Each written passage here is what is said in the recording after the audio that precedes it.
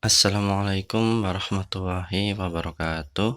Perkenalkan, saya Muhammad Khalil Muhyiddin akan mempresentasikan tentang akar pemikiran perspektif konstruksionis dan tokohnya. Akar pemikiran perspektif konstruksionis. Di Eropa, tradisi konstruksionisme memunculkan sosiologi fenomenologis.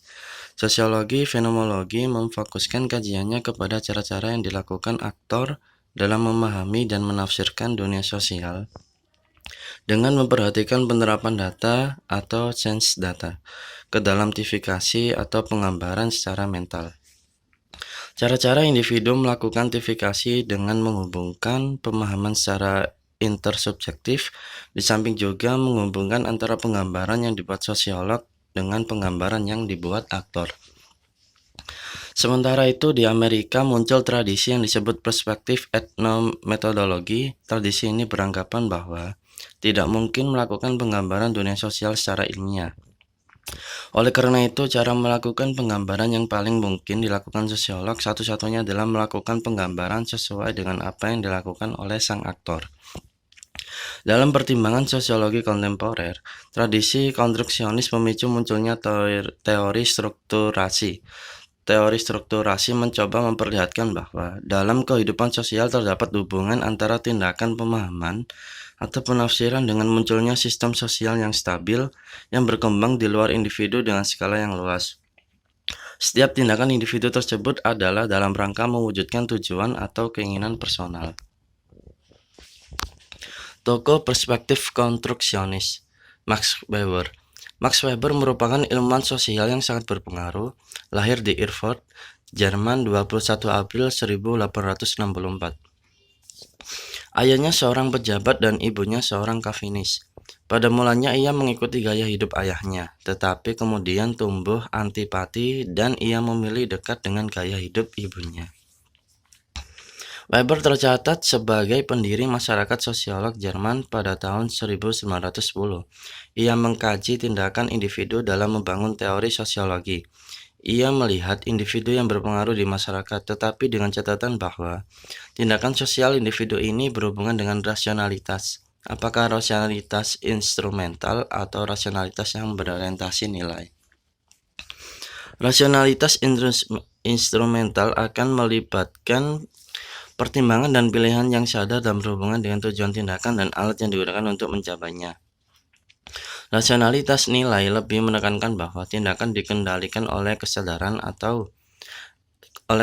akan keyakinan dan komitmen terhadap tatanan nilai yang luhur. Jadi, dengan demikian, alat hanya merupakan pertimbangan dan pengukuran yang sadar. Tujuan-tujuannya hanya sudah ada dalam hubungannya dengan nilai-nilai individu yang bersifat absolut atau merupakan nilai-nilai akhir baginya. Pola rasionalitas demikian tidak hanya berlaku secara individu, tetapi juga meluas ke dalam masyarakat. Dari Edmund Husserl, Alfred Schultz, Matt Cole hingga Goffman, ada pemikiran lain yang mencoba menghubungkan antara individu dan struktur ini. Pemikiran ini didasari oleh filsafat aliran fenomenologi. Ini dilatar belakangi oleh pemikiran Edmund Husserl dan Alfred Schultz. Menurut Husserl, pengetahuan ilmiah sebenarnya terpisahkan dari pengalaman sehari-hari, dari kegiatan-kegiatan di mana pengalaman dan pengetahuan berakar. Fenomenologi sebagai suatu bentuk dari idealisme yang semata-mata tertarik pada cara-cara bekerjanya kesadaran manusia beserta dasar-dasarnya. Dunia yang kita diami menurut perspektif ini diciptakan oleh kesadaran-kesadaran yang ada di kepala kita masing-masing. Namun tidak berarti dunia yang eksternal itu tidak ada. Dunia eksternal itu ada dan hanya dapat dimengerti melalui kesadaran kita tentang dunia itu. Proses bagaimana manusia membangun dunianya dijelaskan oleh Alfred Schultz melalui proses pemaknaan. Proses pemaknaan itu berawal dari arus pengalaman yang berkesinambungan yang diterima oleh panca indera. Pengidentifikasian dari dunia pengalaman indrawi yang bermakna ilmiah terjadi di dalam kesadaran. Yang terjadi di dalam kesadaran individu secara terpisah dan kemudian secara kolektif di dalam interaksi antara kesadaran-kesadaran. Skutz menganggap cara berpikir Weber sudah benar, akan tetapi ada beberapa aspek yang problematik. Pertama, ia mempersoalkan ide Weber yang menyatakan bahwa makna tindakan adalah identik dengan motif tindakan.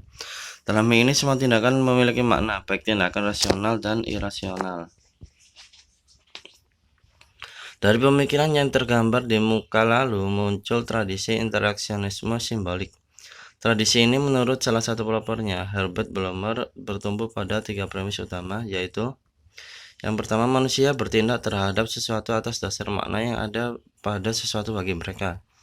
Yang kedua, makna tersebut berasal dari hasil interaksi sosial seseorang dengan orang lain. Yang ketiga, makna-makna tersebut disempurnakan dan dimodifikasi melalui proses penafsiran di saat proses interaksi sosial berlangsung. Implikasi dari ketiga premis tersebut, maka tindakan manusia bukan disebabkan oleh kekuatan luar, tetapi juga bukan karena kekuatan dalam. Individu dalam hal ini yang benar adalah membentuk objek-objek yang berbeda, memberinya arti, menilai kesesuaiannya dengan tindakan, dan mengambil keputusan berdasarkan penilaian tersebut. Oleh karena itu, individu senantiasa berupaya mengantisipasi tindakan orang lain dan menyesuaikan tindakannya sebagaimana dia menafsirkan tindakan orang lain. Proses inilah yang dinamakan Blomer sebagai self-indication. Sosiologi pendidikan mengikuti perspektif ini kemudian menyarankan agar para pendidik memahami siswa sebagai individu yang aktif, yang memiliki kesadaran, selalu merancang tindakannya, dan selalu melakukan refleksi. Dapat dipahami dari pemikiran Mead and Cooley bahwa individu memiliki berbagai pengalaman budaya. Mereka menggunakan berbagai pengalaman, pengharapan, sentimen, dan rasionalitas yang dimilikinya itu guna menafsirkan dan mendefinisikan berbagai situasi sosial. Mereka melakukan penafsiran dengan cara yang sama ketika ada kesamaan pengalaman sosialisasi dan ekspektasi. Namun di lain pihak terjadi perbedaan karena pengalaman, status sosial, dan kelas sosial individu satu sama lain tidak sama. Atas dari dasar asumsi itu, maka sosiologi pendidikan harus memberi perhatian kepada interaksi sosial baik di masyarakat, di pendidikan, sekolah, maupun dalam situasi lainnya. Goffman memandang perilaku manusia sebagai seni teater yang tidak bisa diukur secara kuantitatif. Menggunakan alat-alat statistik, semua manusia memainkan peran, baik peran di atas panggung maupun di balik panggung. Ketika di atas panggung, manusia cenderung memanipulasi penampilannya agar membuahkan reaksi positif dari orang lain. Ketika di balik panggung, ia bertindak sebagai dirinya sendiri. Dengan demikian, sosiologi pendidikan bertugas membantu memahami bagaimana individu bertindak dalam relasinya dengan pihak-pihak lain di sekolah. Dari Peter L. Berger and Thomas Lackman, Berger and Lackman menjelaskan bahwa makna-makna umum yang dimiliki bersama dan diterima tetap dilihat sebagai dasar organisasi sosial. Namun makna yang berkembang di luar makna-makna umum merupakan hasil manusia muncul dari lingkungan sosial yang diciptakannya.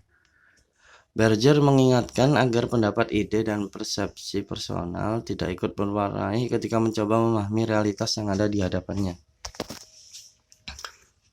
Pemikiran itu dikemukakannya karena selama ini ia menganggap banyak orang telah terjebak menjadi korban dari masyarakatnya. Mereka dilahirkan di sebuah masyarakat dan kemudian terpenjara dan dikendalikan oleh masyarakat itu. Jadi kita ini adalah individu yang dipenjara oleh hipotesis sejarah di mana kita dilahirkan, kita adalah anak dari budaya, masyarakat kita. Kita tumbuh berkembang, berbahasa, berperilaku, menggagas, memperoleh pengetahuan, pemahaman, serta persepsi yang kita peroleh dari budaya sekitar kita. Namun sebagai individu, kita tidak hanya tinggal diam dan hanya memberikan konfirmasi, tetapi juga mengelola. Kurang lebihnya mohon maaf. Sekian dari saya. Assalamualaikum warahmatullahi wabarakatuh.